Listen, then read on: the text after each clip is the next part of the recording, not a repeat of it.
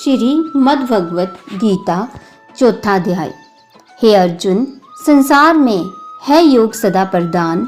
योग नष्ट जब होत है, प्रकट होत भगवान। योग मुझे प्यारा अधिक, योगी मेरे मीत। जिसको सुख दुख सम सदा, तुल्य धाम वासित। कुंती सुत योगी बनो, तब होगा निस्तार। सबसे प्रिय योगी मुझे, और योग से प्यार। मुक्त होत योगी सदा, जिसे ना फल की आस। उस योगी के टूटते, हे पांडव सभी पाश। चौथा अध्याय कर्म ज्ञान संन्यास योग। संजय ने कहा कि हे राजन, भगवान श्री कृष्ण ने अर्जुन से कहा कि हे कौन्ते, ज्ञान का जो उपदेश मैंने तुझे दिया है, उसी ज्ञान का उपदेश मैंने सूर्य को भी दिया था। सूर्य ने यही अपने पुत्र मन्नु को दिया, और मन्नु ने राजा इक्ष्वाकु को दिया। यह ज्ञान योग परंपरा से चला आ रहा है। इस ज्ञान को राज ऋषियों ने भी जाना तथा उसका अनुसरण करते हुए अपने जीवन का कल्याण किया। हे अर्जुन, यह ज्ञान कालांतर में समूचे भूमंडल से लुप्त हो गया था। सुनकर अर्जुन ने पूछा कि हे केशव, आप मेरे सखा हैं? आपका जन्म भी इसी युग में हुआ है, और मेरा जन्म भी इसी युग में हुआ है, लेकिन सूर्य तो पुरातन है। फिर आपने यह ज्ञान सूर्य को कैसे दिया? तब भगवान श्री कृष्ण ने कहा कि हे अर्जुन, हम दोनों के इससे पहले भी कई जन्म हो चुके हैं। मुझे इसका ज्ञान है, लेकिन तू अनभिज्ञ है। मैं समस्त प्राणियों का ईश्वर हूँ, और जब जब धर्म की हानि और अधर्म की वृद्धि होती है, तब तब मैं साधु पुरुषों का उद्धार करने के लिए, पापियों का नाश करने के लिए तथा धर्म की स्थापना के लिए प्रत्येक युग में अवतरित होता हूँ। हे अर्जुन, जो प्राणी मेरे दिव्य ज्ञान और कर्म को जानते हैं, वही देह को त्याग कर मोक्ष प्राप्त करते हैं। हे अर्जुन, जो भक्त मेरा स्मरण करते हैं, मैं भी उनका स्मरण करता हूँ। जो प्राणी इस रहस्य को जानता है, वही मेरा सच्चा शरणागत है। मेरे भक्त मेरे साथ जिस प्रकार का व्यवहार करते हैं, उसी प्रकार का फल भी उन्हें प्राप्त होता है।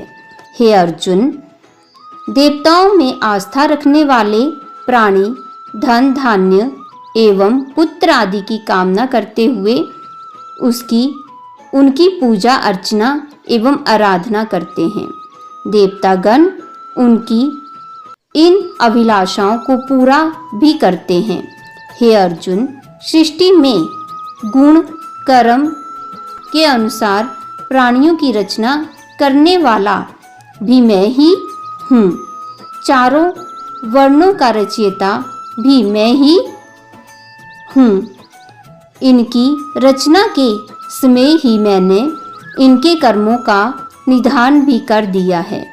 इन प्राणियों में भी जो करता या अकर्ता है, उसे निश्चित रूप से समझ ले कि वह मेरा ही रूप है। प्राणियों के माध्यम से कर्म को करने वाला होने पर भी मैं कर्मों के बंधन में नहीं बंधता, क्योंकि कर्म फल के प्रति मेरी कोई कामना नहीं।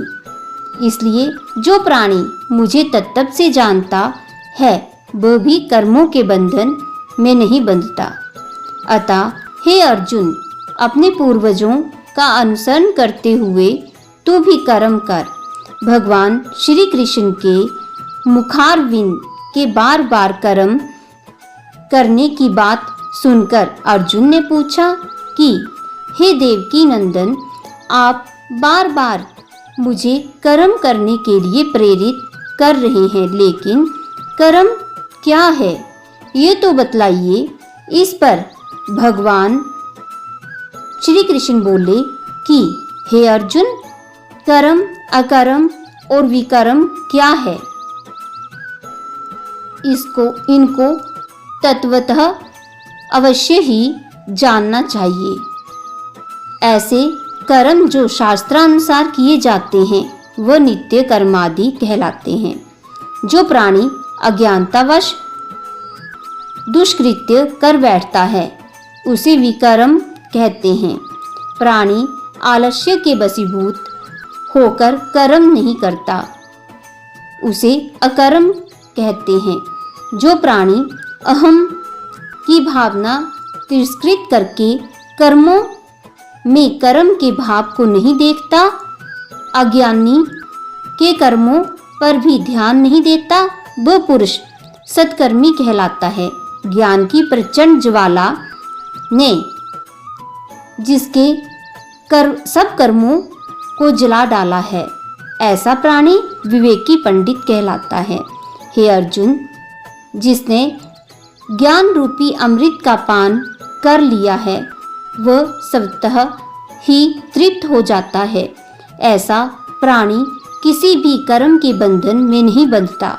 जिस प्राणी ने मन तथा इंद्रियों को अपने वश में करके उन पर विजय पा ली है वह महाज्ञानी है। वह शरीर की रक्षा संबंधी जो कर्म करता है, ऐसे ज्ञानी पुरुष को उन कर्मों का दोष नहीं लगता। हे अर्जुन, जिस प्राणी ने आत्म तत्व का ज्ञान पा लिया उसका मन सदैव तृप्त रहता है। सुख दुख, सर्दी गर्मी, ईर्ष्या आदि उसे प्रभावित नहीं करते। उसे हर प्राणी में मेरे ही दर्शन होते हैं। ऐसे आत्मचिंतक को कर्म की बेड़ियां अपने बंधन में नहीं बांध सकती, क्योंकि आत्मज्ञानी के सभी कर्म नष्ट हो जाते हैं। हे धनंजय, अब अन्य प्रकार के योग को भी सुन। पहला योग है जिसके द्वारा प्राणी अपनी आंख, कान आदि इंद्रियों पर संयम रखते हैं। दूसरा योग मौन धारण कर लेना है, जो प्राणी सभी इंद्रियों को वश में करके प्राण को 10वें द्वार में रोकते हैं। वह तीसरा योग है मेरे साथ जुड़े रहकर और मेरी महिमा का बखान करना भी एक योग है। हे अर्जुन, श्रद्धावान प्राणी के द्वारा ज्ञान अज्ञानवश कोई पाप कृत्य होता है तब भी उसका दोष उसे नहीं लगता। उसके सभी पाप समूह भस्म हो जाते हैं। हे अर्जुन, इंद्रियों पर संयम रखने वाला और निष्कपट मन वाला प्राणी ही ज्ञान प्राप्ति के बाद परम शांति पाता है।